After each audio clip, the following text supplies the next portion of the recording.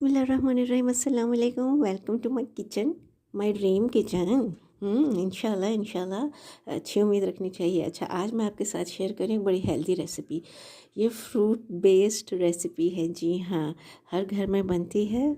Custard trifle या fruit trifle बड़े भाई की फरमाइश पे बना रही हूँ। उसने मुझे ख़ास तौर पे कहा था, और चूँकि मेरे नज़दीक फूड इज़ डेमोक्रेटिक और कस्टमाइज्ड, तो जिस बंदे के लिए आप बना रहे हैं ना, उस बंदे को ज़हन में रख के बनाएं। आपकी रेसिपी हमेशा अच्छी बनेगी इंशाल्लाह। सबसे पहले मैंने जेली का बंदोबस्त किया। अच्छी तरह से गर्म पानी किया, उसके अंदर जेली मिक्स की, उसको शेक किया। उसको मैंने एक मोल्ड में डाल के, जब उसकी स्टीम निकल गई तो उसको फ्रिज में रख दिया सेट होने के लिए। आप भी ऐसे ही कर सकते हैं। और बाद में आपको जो भी शेप पसंद है उसमें आप इसके क्यूब्स काट लें या ट्रायंगल्स काट लें या प्यारी प्यारी शेप्स दे लें। अच्छा, दूसरी तरफ मैंने लिया था दूध। ये 1 किलो दूध है। इसको अच्छा सा बॉयल दिलाया है, और जब इसमें बॉयल आ गया तो फिर इसमें अपने टेस्ट के अकॉर्डिंग आप चीनी डाल दीजिए।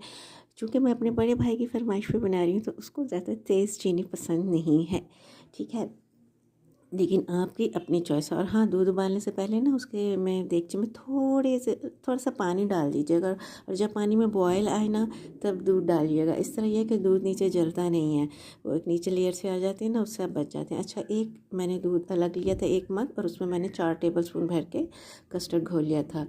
तो मैं अगेन कहूँगी कि फूड इज़ डेमोक्रेटिक।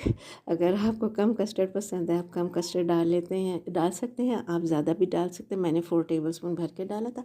अच्छी तरह घोल के ना, वो रूम टेम्परेचर पे था दूध, गर्म दूध में नहीं मिक्स करना।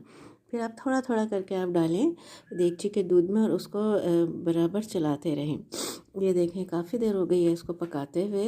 और मीडियम आंच अगर रखें, बल्कि स्लो, कुछ लोग तो कहते हैं स्लो रखें, मैं ज़रा से मीडियम रख लेती हूँ, लेकिन पास से आपने हटना नहीं है, और कंटिन्यूसली आपने इसको स्टर करना है। और आप देख लें इसमें इस तरह से बबल्स बन रहे हैं, लेकिन मुझे इससे ज़्यादा थिक चाहिए, क्योंकि मैं चाहती हूँ कि जब लेयर्स मैं लगाऊंगी ना फ्रूट की, तो उसको अच्छी तरह से ना वो चिपक जाए, वो यानी रनी सा ना हो ना बैटर कस्टर्ड, ठीक है।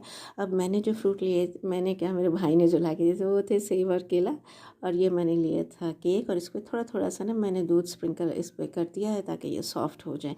आप अपनी पसंद का कोई भी फ्रूट ले सकते हैं, ठीक है। और अब हम लगाने लगे हैं लेयर्स। वही कि एक लेयर आप लगा लें उसकी केक की, फ्रूट की, जेली की, और दूसरी लेयर उसके ऊपर आप लगाएं कस्टर्ड की। इसी तरह लगाते रहें, और जैसे आपको पसंद आप उस तरह से इसे गार्निश कर लें।